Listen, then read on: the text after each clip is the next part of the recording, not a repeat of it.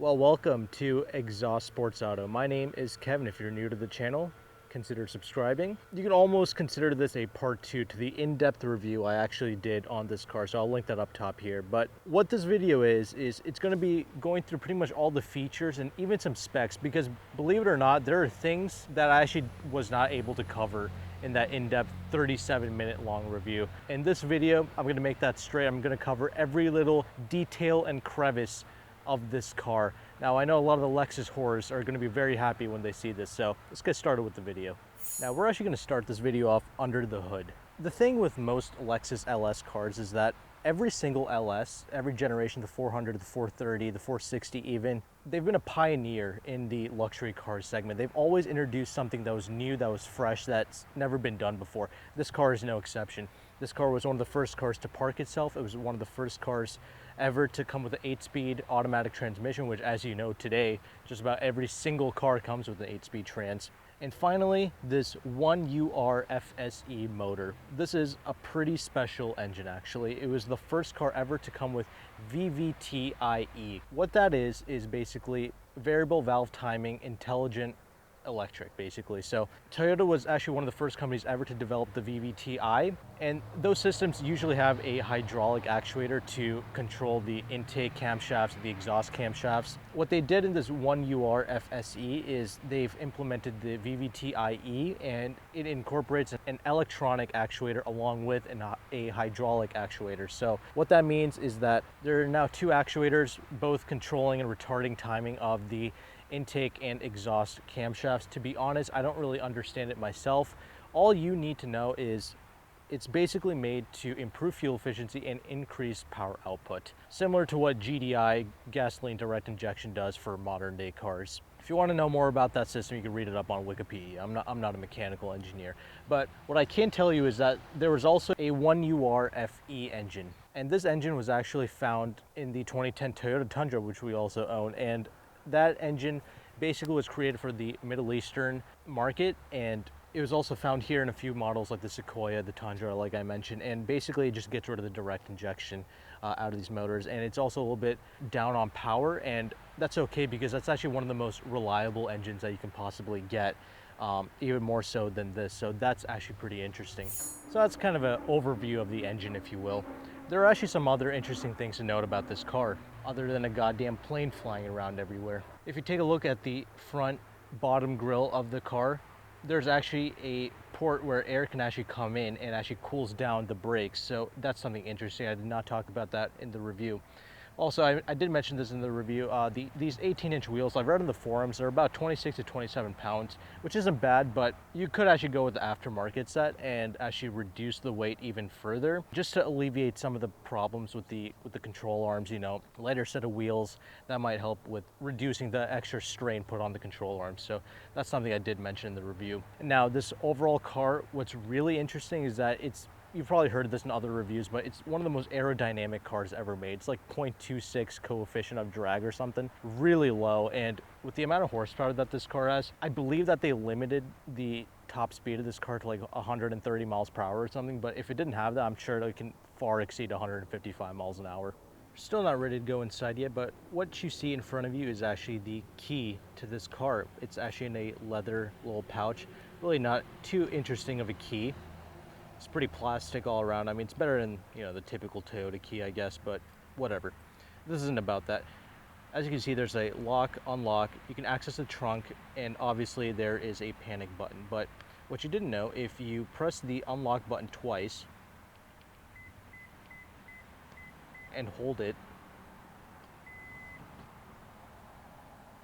all the windows go down as long as you hold down the unlock button. So you press it twice and then you hold it, and it just goes down.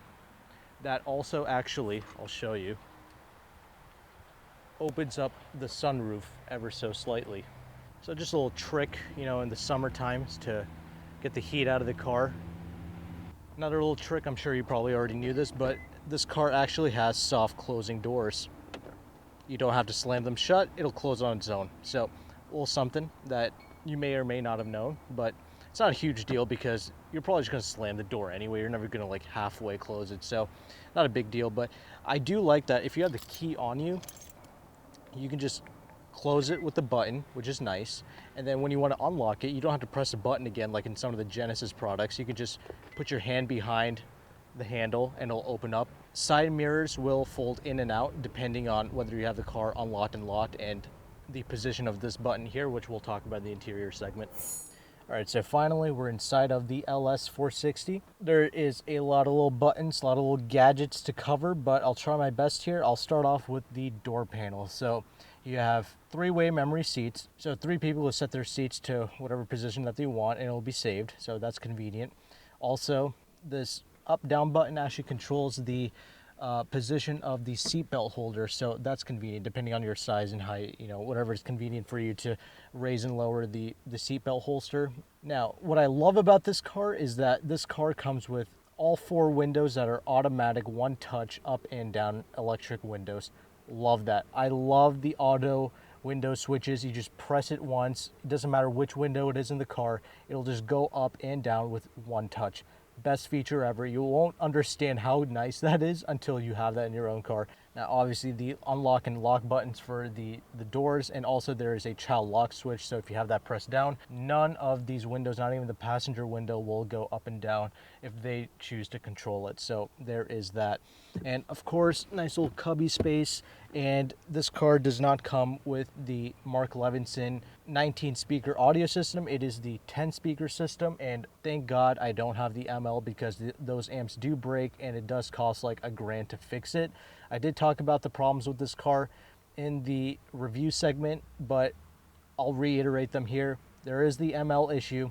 The amp is located in the trunk and it does go out. It's like $1,000 to fix that, but you can take it to like this place in Syracuse, New York. I think it's called like United Radio or something. They'll fix it for like $300 or $400. You can look that up. It was in the Lexus forums. That's where I found that place. Apparently a lot of people send their ML amps over there to get them fixed. Thankfully, I don't have that problem. It's a 10 speaker unit that I have and it sounds incredible. So obviously the ML is probably going to sound twice as good as this with twice the speakers. But for the people who don't have the ML, don't fret. You will still get a superb audio system. I would say this rivals the 15 speaker and the Kia Stinger, to be honest. In the review, I did say that I did not know what the slit was on the door. The LS430 has that too. I do now know what it is thanks to you guys. It's actually like a defrosting thing. So basically the door actually has like a little hole to send air in and to defrost the window a little bit so you can see your mirrors during the winter time. So that's what that is. Now finally moving inside, there is a Lexus plaque here, which is nice. On my left knee area here, on the left side of the steering wheel, there is your mirror control button, so you can set them left and right. I do like the way this is set up. It's really easy, and you just control it here with the 4 dials to whatever position you want the mirrors to be, basically. Now, I was mentioning before we got inside of the car, the mirrors that fold in and out, you control that with this auto button here. So this auto button, if you set in the middle and the green light comes on, that's when the mirrors will fold in and out depending on whether you have the car unlocked or locked. So that's the area where I put it, but you can also manually, just go in and switch the electric button over if you want to close it, if you're going through like a drive-through or like a tight area or like a car wash or something like that. You can just close it for that reason and open it back up that way, but just leave it in auto, it should be fine. So AFS off. What that is basically a button to turn off the headlight swiveling feature. So basically at night when you're driving, the headlights will turn with the steering wheel inputs that you give it. So it will turn left and right depending on what corner you're going through. You can disable that here with this button. Now I realize I covered a lot of this in the review. Some of this is going to be reiterated. I apologize, however, just to make it a comprehensive full feature review, I'm just going to go over all the buttons and stuff in this base LS460. So you can imagine what the more fully loaded ones are going to be like. But regardless, I think a lot of you should be happy with the toys that you get with this base model. Now, continuing on, the park sensor button on-off switch, that's what this is. So if this P button is pressed in, what happens is you can actually turn off all the sensors. So if you are going through like a drive-through or like an ATM machine or something like that, and you're really close to the ATM machine or the drive-through window, this thing might start beeping at you.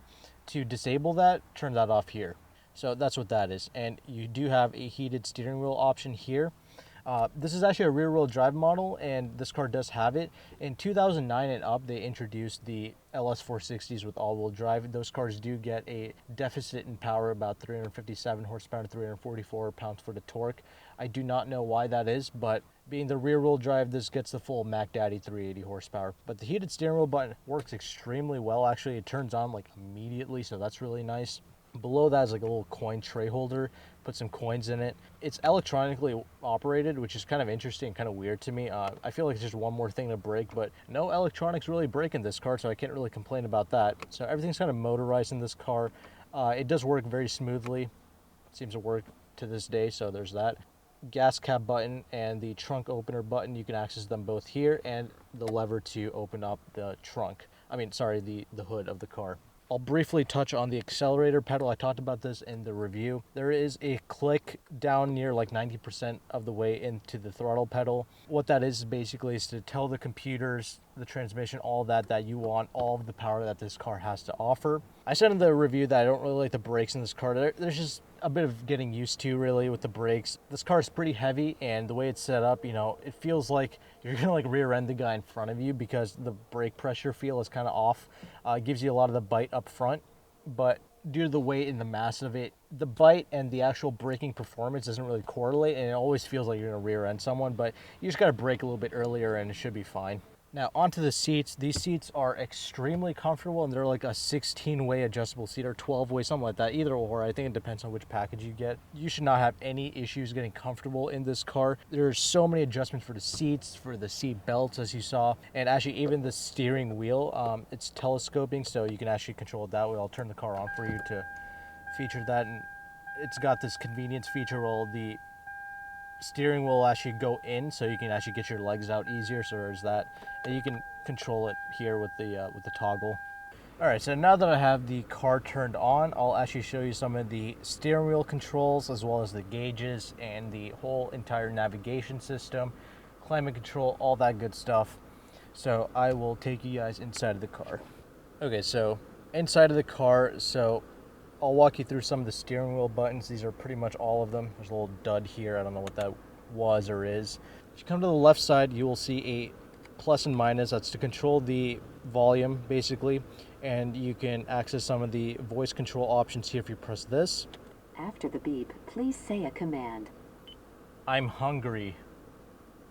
POI icons will be available in half-mile or smaller scale maps.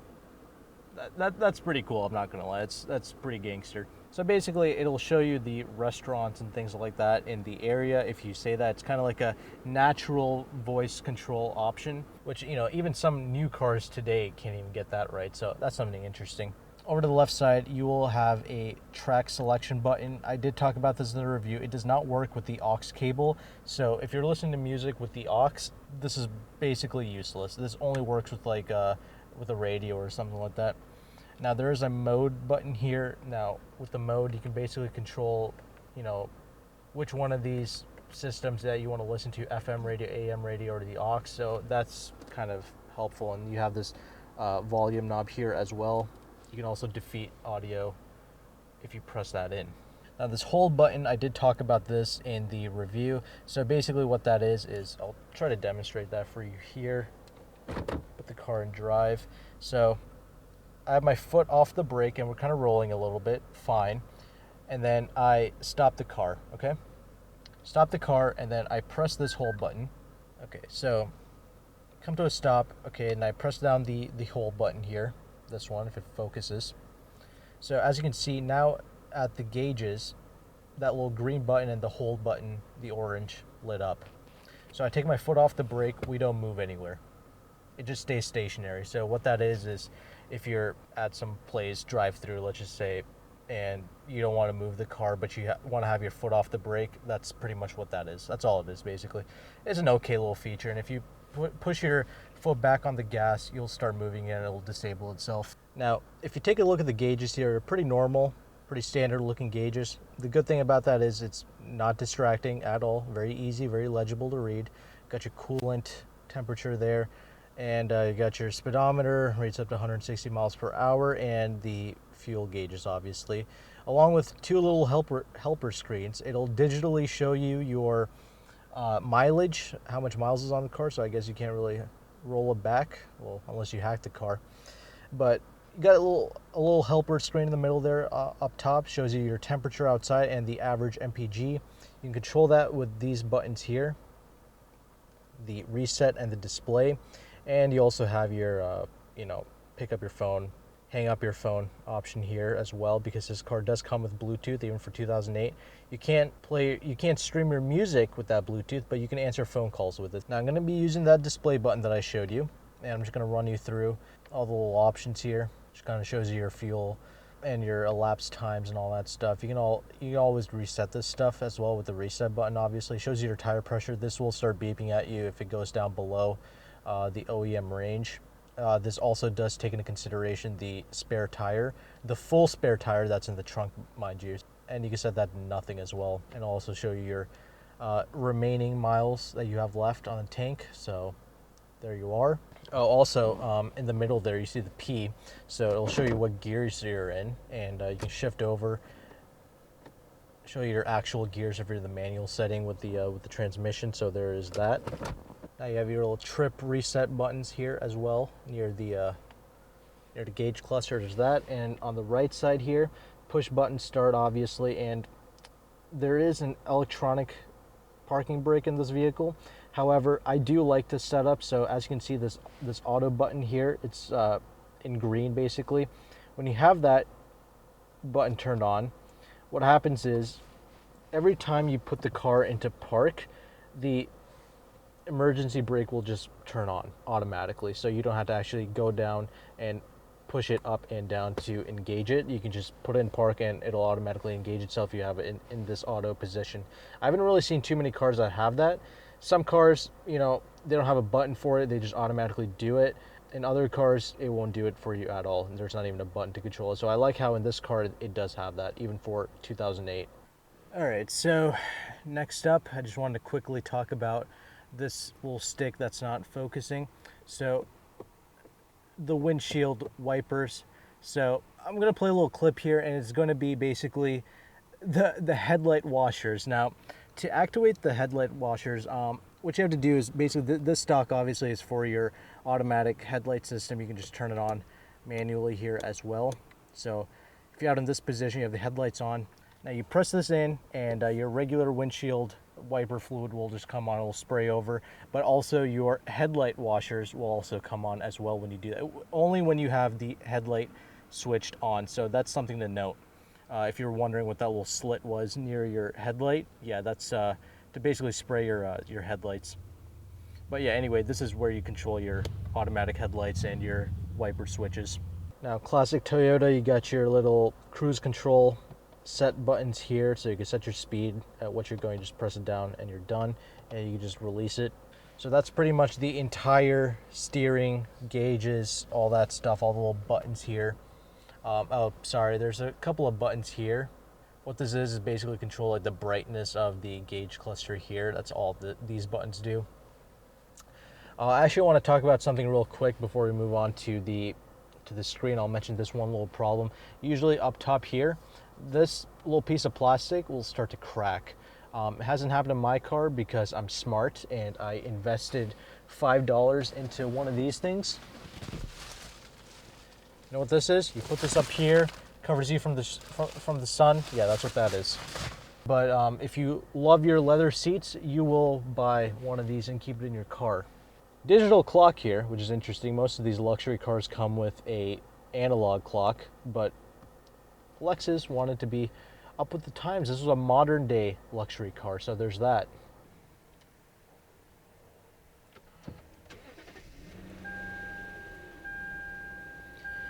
All right, so turning on the screen here for you. I'm just gonna go through. Yes, the beeping, classic Toyota, beeps like crazy in this car.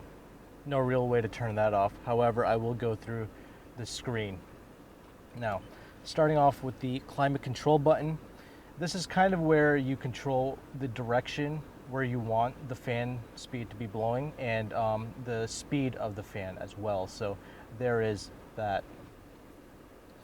Fortunately, there's no way to control this here. I wish they would just get rid of this button altogether and just incorporated all that here, since they already have a dedicated climate control screen down here anyway, but whatever.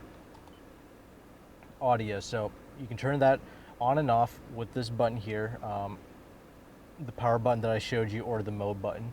So from this screen, you kind of control where you want to have the position of the audio to be played, whether you want the front driver's seat to be the primary place or like the rear or the passenger seat, wherever. Also, if I play with the mode button on the steering wheel, I can change it to AM, FM radio. You can see that whole thing, satellite radio, all that good stuff. So I'm just gonna have this turned off here. So if you press on the display button, you can actually turn the screen off here. And that's really kind of the only way to turn the screen off. The way to turn the screen back on again, if you have the screen off, you just press one of these buttons, it'll turn back on again. You control the contrast and the brightness of the screen by clicking the display button, so there is that. Info button. It's actually kind of interesting. The maintenance log thing that they have going on here, you can actually kind of keep track of all your maintenance from the car itself, which is interesting. This goes into a lot of details. See, like the date, how many miles you've driven since the last oil change. There's a lot of little things you can keep up with, oil filter, rotation, tires, wipers, even brake pads. You can keep up with all that stuff from the maintenance screen, so that's something interesting. Now, the phone button, like I was saying, you can connect your phone through Bluetooth, and you can make calls, you can accept calls, all that stuff. You just can't play your music through Bluetooth. That wasn't introduced until like 2010, I think. So there is that. Got a little calendar here. Basically, you have a mini computer set. This is like top shit for like 08, 07, mind you. Like when this first came out, this was like revolutionary stuff, mind you. Lexus Park Assist. As I said before, actually I haven't mentioned this before, this is more of a base model and it does not come with the self-parking feature. Kind of glad it doesn't have that feature, but it was an option back in like 07, 08, when this car first came out. It was one of the first cars to do that. But this Lexus Park Assist menu, all it does is like the beeping, like the distance of when it's going to start to alert you, when the parking sensors are going to alert you of whether you're going to back into something or not. You can set that here, like the controls for that. Obviously what language you want, and the couple of screen settings are here as well, so you kind of change the color of the screen here, whether you want a blue or gold, or what are the automatic transition of the audio and the air conditioner to the navigation or something like that, whatever. Got a couple of things here. You can turn the beep off with this button here. You can adjust the clock, so this digital clock here, you can adjust that for daylight savings, all that good stuff. That's all done through the info button, top right. Now, clicking on the map button, this car does come with navigation. However, it's not that good. It's okay in the way that it works. However, putting in an address is such a pain. You have to go through so many like different little things.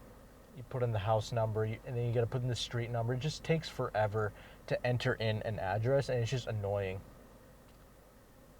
But it shows you your point of interest, your memory of previous destinations. So there's a couple of good options that one. You can set your home, obviously, so that's good. Now, finally, with the menu screen, you can adjust the volume of various controls that takes place. I mean, I have the beep turned off now, but just the volume of the navigation, all that good stuff. Select user, so just like your memory seats, you can actually have 3 different users, different various settings saved in the in this. So similar to how you had 3 memory seat functions, you can actually have. So similar to how you had 3 memory seat functions, you actually have 3 digital memory settings for like the individual user settings that they screwed with on the screen. You can actually save all that stuff here. Nobody really cares about that. So this is also where you have the My Places. I don't understand what this whole memory points thing is. Just like a game you can play with your car, I guess. Setup screen. This has more of the things that you're actually going to care about. So you can obviously change between kilometers and miles. Just leave it in miles. So the keyboard layout, I have it set to QWERTY. So when you enter in your destination, you can choose between ABC or QWERTY keyboard. So that's where you do that. You can display various icons with this. That's all that is there. So a couple of important things for you to note there. Control your XM and nav traffic data through here. Obviously, I don't have the subscription, so I don't have it, so I can't control anything. But there you go. That's pretty much a rundown of the screen. All right, so coming down a little bit more, you can see a few more buttons. Climate control, I already explained this in the review, but I love the dedicated climate control settings that they have here. That's really nice. You have your defrost of the front and the rear windows as well as whether you want to circulate the air, you can set that to auto. And the temperature, you have dual settings as well, but you can also individually control it. Being 08, of course, you can have a CD player. You can load and unload CDs with this. Kind of lights up orange and green here. So moving down, you got your volume and your tuning knob buttons here. You can also, like, turn off and on the audio that's playing currently. Similar to the steering wheel, you can select the different tracks. However, like I said, it does not work with the aux. You can also control, like which mode you want here as well, and change the different CDs that you have in here. Got a little ashtray slash coin holder down here as well with a cigarette lighter, because you're gonna be an absolute pimp in here. So there is that. Overall, I mean, I do really like the little storage cubby spaces that they have here. Like right here in the door jams, you can actually fit like legitimate water bottles in here, so that's good. Nice sizable ones here, and actually kind of grips onto your drinks here with the little thing. And this gray wood just looks absolutely insane. I love the way this looks. I already said that in the review segment, but the gray wood, absolutely an amazing feature. Love the leather padded everything that's going on in this interior. Really nice. Love that. Gear shifter, kind of small, inadequate looking, but gets the job done. It's solid. I like it. I didn't really touch on this too much, but there's a power, ECT, and snow mode. Basically, these are your modes for driving. The power mode will kind of put the car in a higher gear. ECT is kind of the normal mode. Snow mode will really kill the power. It's almost like a eco button basically for this car, so there it is that. Traction control off, so I didn't really talk about this too much in the review, but it's kind of a thing that sucks. You can't just press this on the fly and expect to turn off the traction. It will for like a second, but it'll cut back on again. You have to be stationary and in park to really turn off the traction in this car. So you really got to hold down that button. It comes on. And then you have to hold for like 5 seconds, and then it says VSC off. Now with this turned off, you can finally bust all kinds of donuts and burnouts with this car. So that's good. Don't mind my little red charging cable. But anyway, you have your cooled, heated, and ventilated seats. So if you put it in the white section here, it'll just kind of ventilate your seats. The thing that I like about all these switches is that they're all kind of actual buttons. So the good thing is, so I drive around in power mode, then it'll actually just stay in power mode even when I turn the car off and on again. So that's good. And if I have the cooled seats on and I leave it in this position, when I get back inside of the car, it'll still be on the cooled setting. So that's cool. One really pimpin' feature is this button right here. So when I press it, a little sunshade pops up, and I can press it again, goes back down smoothly. Press it again, goes back up. Nice little feature. I like that. I've always wanted that in the car. So you can also control the heated seats from back here. You can turn this on with this button. There is no cooled seats in the rear, but just heated. That's fine though. But passenger does get heated, cooled, and ventilated seats, so there is that. Now, before I talk about the little goodies that lay hidden underneath here, I'm going to talk about this first. So up here, what you're going to find is actually the softest headliner material ever. It's not real suede, but it feels like it, and it feels extremely soft, really nice to the touch. Now this car does come with a sunroof, as I already demonstrated, and that can be controlled here with this button, open and close. And you also have a garage door home link. Really easy to set this up actually. All you have to do, if you have a garage door remote, you just bring that up, you just press that button alongside this, and a little light will start blinking. You press down those two buttons until it stops blinking. Once it does, you just go up to your garage door, press the button on the little transmitter thing there, come back, press this, and it'll be done. So really nice, really convenient. What I like about this system is that even if the car is turned off, no matter how long it's been since the car is turned off, you can actually access the garage door. So really convenient feature. The Genesis, if the car was turned off, this button would not work. So that's really convenient to see in the 2008 model. So you can kind of also, tilt the sunroof glass up and down with this button here. There are various door light buttons here, so you can set up the door, and basically every time the the door is open, the light will turn on. And also you got your little spotlights here. Both sides, they both work. They're kind of like LED, so that's nice. And a nice little sunglass holder. Okay, so now we can talk about this little situation here with the armrest. I don't really like this armrest. It's pretty huge. However, the way it works, it's kind of unintuitive and not really that ergonomic. So you have the thing up. A lot of the space is actually taken up by this little stupid tray here, but whatever. Otherwise, there's actually a lot of space in here. Like I said, this car does have an aux port. There's a little aux port right here. That's what that is. And also, if you have a little charging thing plugged in, you can actually have your phone charge up. And I use this cable here, this like red anchor cable, and it actually charges up my phone really quickly, so that's nice. So that's really all that's in here. So in the rear, really supposed to be the highlight of these big body cars, right? Pretty much I can cross my legs back here. First car ever where I can do that.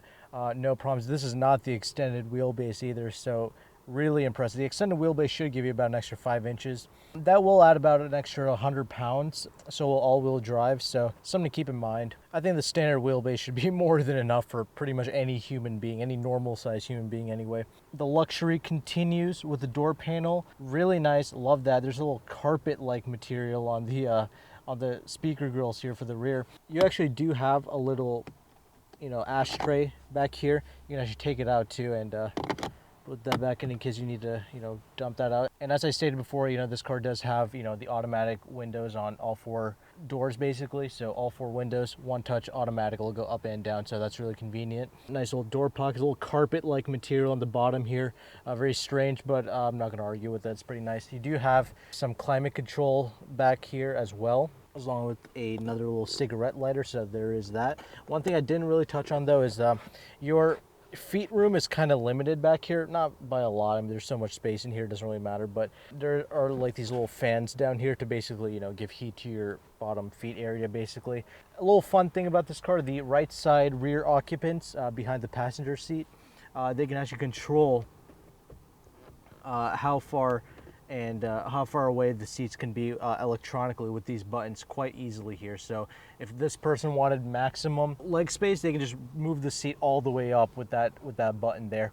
And they can also kind of annoy the passenger. You do have these nice little pockets here, a little bit of extra storage, so that's pretty cool. This rear, the thing in the middle, you pull this down, you got this nice big brick of wood here, which I really like.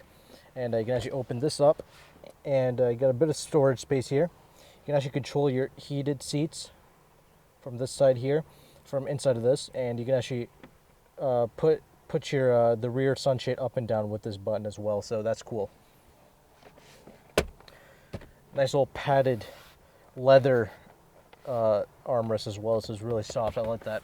Now this car. Now if you had the executive package, you would get a little refrigerator back here. This car obviously doesn't have it, so instead it's a little bit more practical. You actually have a pass-through, and it has this like little cover thing here as well.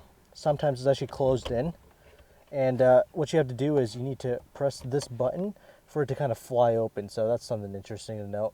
All right, quickly before another freaking plane comes by, the trunk area. So I already told you that you can open it with the key fob. I already timed this. It takes it 8 seconds for it to go up and about 13 seconds for it to latch when you decide to close it. Thankfully, you can just close it like that. You don't have to press a button. So that's good. And you're not going to break it either. So you should be fine. You do have a rear parking camera as well, which does an okay job, I guess. This trunk area is supreme. One of the largest trunk areas I've ever seen in a car in my entire life, actually. These big bodies are always like that. Now I'll just take you inside just to show you guys here. So, all my crap, lots of space. It's really quite sizable, to be honest. And another little thing, I didn't really talk about this in the review, but you do actually get the Lexus first aid kit. I know a lot of cars come with this. You open this up, you can clean yourself off, after watching one of my videos. You can't stand me, you can just wipe yourself off, sensitive, society that we live in now. A couple of Band-Aids, put that on your wounded heart, I guess. Good stuff. and it's like velcroed. So this whole trunk lining thing, it's like all velcroed, so you can just, you know, kind of stick it in there and it'll just hold in place, which is really smart. It has like this little belt buckle thing for it too, so it's really not going to go anywhere, so that's nice. A couple little pockets here, you know, if you want to screw with this, you can take that out and you can unplug your taillights and get arrested by the cops for that. So there you go, there is that. You have that on both sides here, so you can just cut off all power to both of your taillights, so that's good. But the almighty automatic trunk closing mechanism here. There you go. That's gonna take about 3 years to close. So there we are. I covered pretty much every nook and cranny of this car. Yes, it's a base model, but it took me forever to pretty much find and show you all this stuff.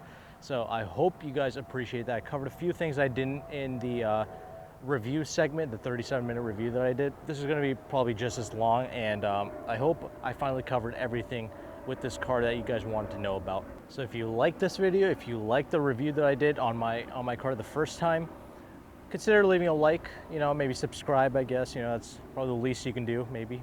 I hope. I don't know. You can do whatever you want, I guess. But I appreciate everyone who has watched this video. You know, if you've made it to the end here, you know, I really do appreciate you. I thank you for watching. Hopefully you learned something, maybe. I don't know.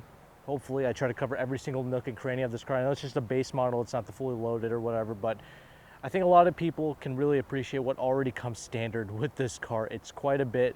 The LS, really special car. It's kind of the pioneer for a lot of things, a trendsetter, if you will. You know, especially with that 8-speed automatic. You know, every car ever has one now, so there is that. So there you go.